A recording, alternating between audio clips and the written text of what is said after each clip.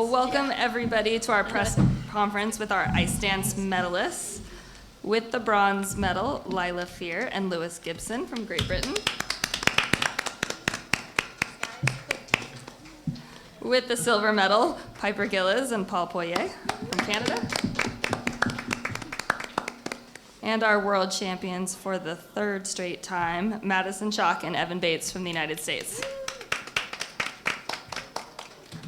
I'm going to start each of our teams with an opening question. What does it mean to you to stand on the podium at the World Championships? We'll start with Maddie and Evan. Go ahead. It means the world to us, honestly. This has been such a magical week. We had two incredible skates. Could not be more proud of Evan, and I'm so grateful to our coaching team, our family and friends who have supported us. It's certainly not easy to do this and to chase your dreams year after year, and we're so grateful and appreciative to everyone who has helped us along this journey and made this possible for us.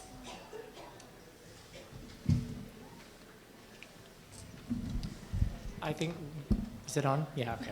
I think we're really proud of what we accomplished this week. Both of our programs felt really strong, and we really feel as we get to the culmination of the season that the programs have grown into the programs that we dreamed they would be at the start of the season. And so I think that's a really satisfying feeling. I think we are a little bit disappointed to not have won here. That was the objective that we set for ourselves, but I think at the same time we can be very proud of the way that we've handled this season. We had a really rocky start, and we've really come back together through the second half of the season, and so I think we have a lot to be proud of.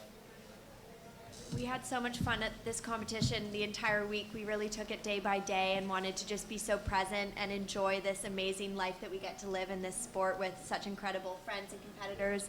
And we're so proud of both performances that we put out.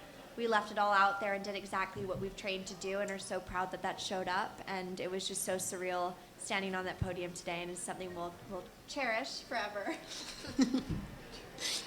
We'll now open it up for questions. For Madison and Evan, how does the third World Championship compare to the first and second? This one definitely feels extra special to do it in front of a home crowd and to have two of our best skates of the season. I don't think we could have done anything better than that. Like Paul was saying, to have the programs come to fruition like you imagine them at the beginning of the season, and to execute them like that at the World Championships is a dream come true, and one that we've worked really hard for.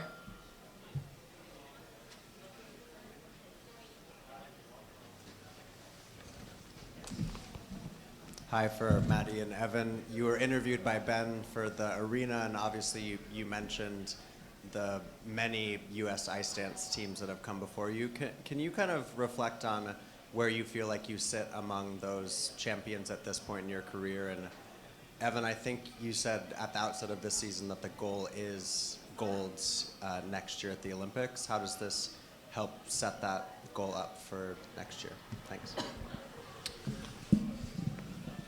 I think U.S. ice dance the trajectory has just changed so much, starting from Tanith and Ben winning that world medal back in 2003, I think. And we'll have to check with Jackie, the statistician, but I think like we've had a U.S. team on the world podium now for a pretty long while. And I think we really benefited from getting to train with Meryl and Charlie. I lived with Charlie during college. I saw firsthand the commitment. We saw the way they handled themselves off the ice, the way they poured themselves into their training, the way they were classy, whether they won or lost, and they really taught us what it meant to be champions on and off the ice, and for that we're so grateful. And to have Ben in the building and Charlie in the building, and to hear from Meryl over text, and I'm sure Tanith as well, as soon as we turn our phones back on, it means a lot. And I think that the pipeline of U.S. ice dance is also incredibly strong, seeing how some of the younger teams did this week, and it's just incredible, and we're really proud to be part of that legacy. I just want to add that I've always looked up to Tanith and Ben and Meryl and Charlie, and I still look up to them. They're incredible role models.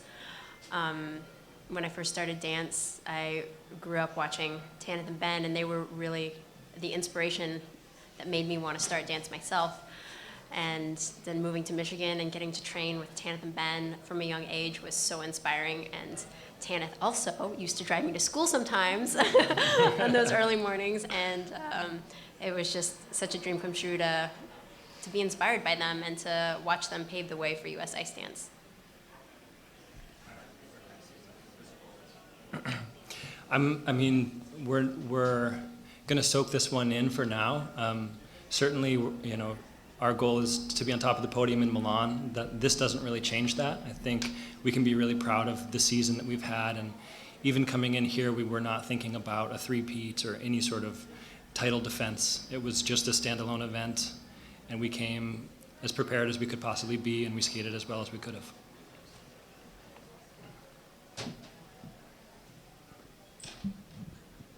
It's a question to Piper Paul.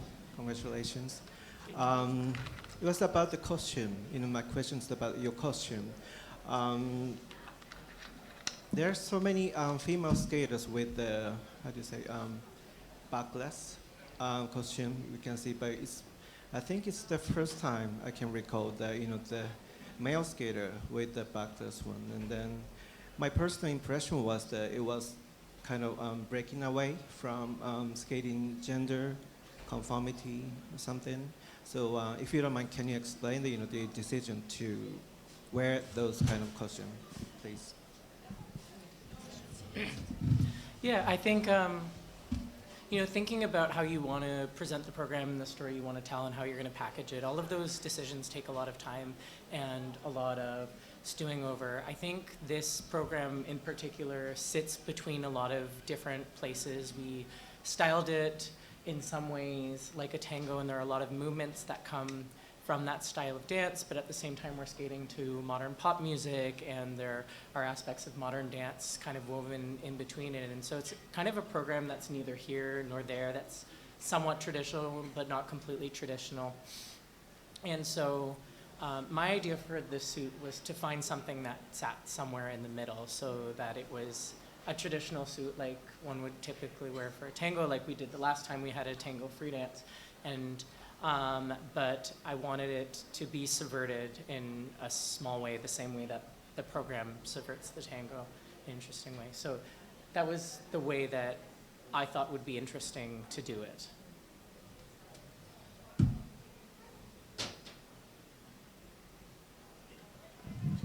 I have a question to all three teams. I mean, yeah, we still enjoy the moment, of course, but the theme for the next season was announced, the 90s.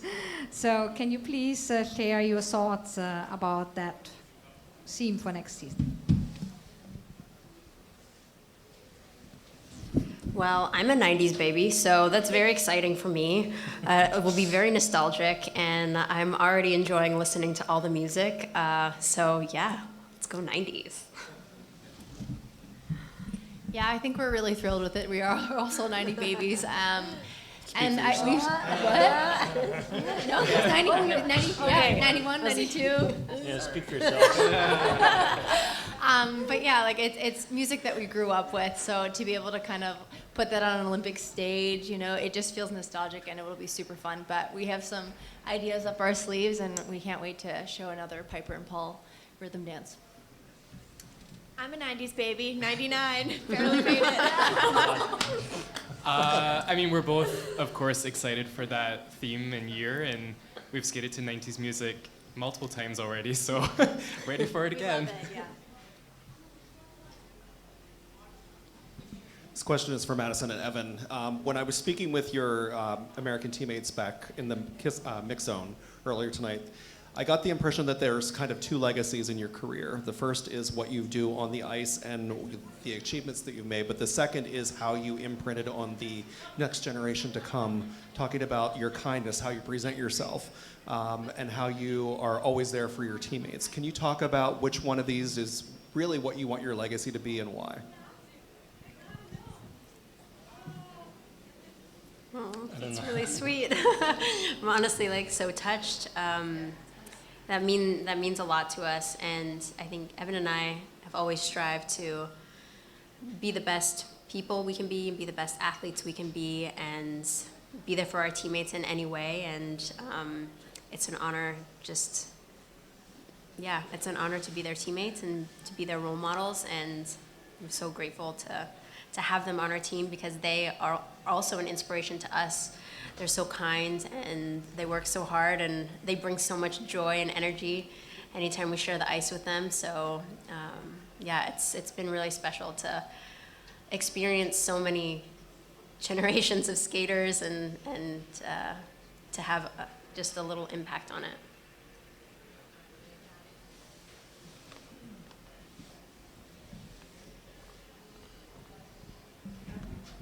Hello, my question is for Madison and Evan. So you train in Montreal with a lot of other skaters, including Guillaume, who has announced his return to competition. I was wondering how you reacted to the news of his return, and do you think his return could upset the hierarchy in ice dancing? What was your reaction? So, I mean, we've been like best friends with Guillaume for a long time, and Laurence as well, and I am genuinely so happy when people decide that they want to skate for the joy of skating, and I feel that their new partnership is exactly that. You know, I think that they're going to come out and show something new and something different, and they're both individually so talented, and now they have an opportunity to start a new partnership, and I think, you know, we can attest to the satisfaction that skating for the joy of skating brings, and to also skate with your best friend is also something really special. I know their friendship is special to them, and so overall just very excited for the two of them, and on a personal level I'm happy to see that they're choosing to skate for the joy of skating.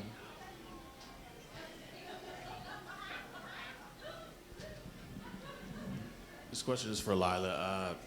When you were 15 years old, Madison and Evan won their first World. What is it like to be 25 and they're still doing it? What does that mean to you?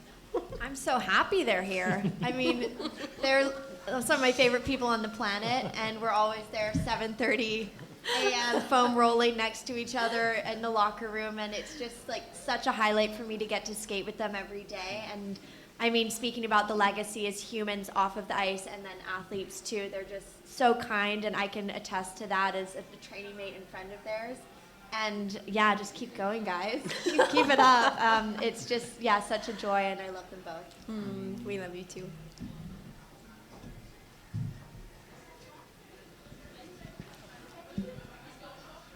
This is a question for all three couples. Every year you want to do your best possible free dance, put out your best. But there seems to be an extra pressure during an Olympic year. You really want to get a program that's going to make a statement.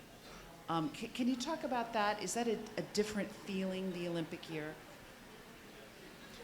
Yeah, I think the Olympic season certainly carries a different weight than the other 3 years.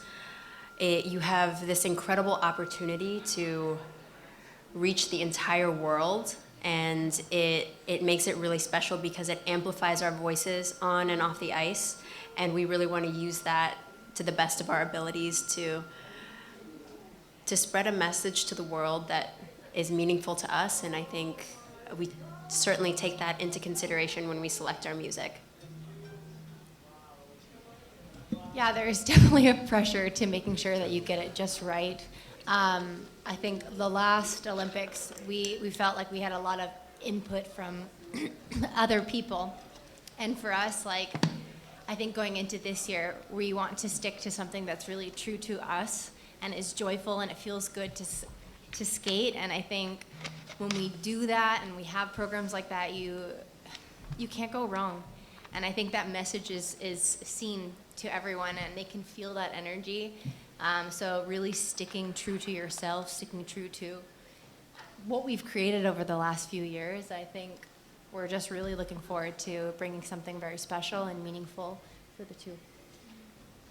Yeah, I agree with that. I think it's always an evolution, and it's easy to think ahead a few years and think, oh, that's going to be the Olympic program. But we grow so much every single season, and our taste evolves, and our ability as athletes and artists too. So I think it's really just staying present and seeing what resonates as that season arrives. And for us, it's about expressing who we are as much as possible, and having that genuine portrayal allows us to connect with as many people as we can on a universal level. This is going to be our last question. Since the 2010 and Scott and Tessa winning, the Olympic gold medal, the Russians have no longer dominated the ice dance scene the way they used to. Now they've actually effectively named their team. We don't know who it is, but they've had to submit names to the ISU. Are you curious to know who you're going to be facing in Milan? Because they won't compete before then internationally, except in the qualifying event. And do you think they'll change the dynamic of the situation in any way, their being back?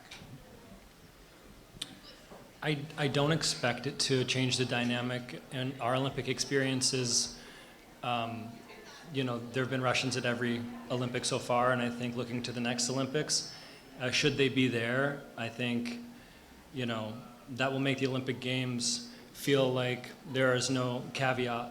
And I think if we can execute our plan and fulfill the goals that we've set for ourselves and stand on top of the podium, then we won't be worried too much about the rest of the field, because it's really outside of our control. And we'll just be focused on the skating and the training and the preparation and enjoying what could possibly be our final Olympic experience.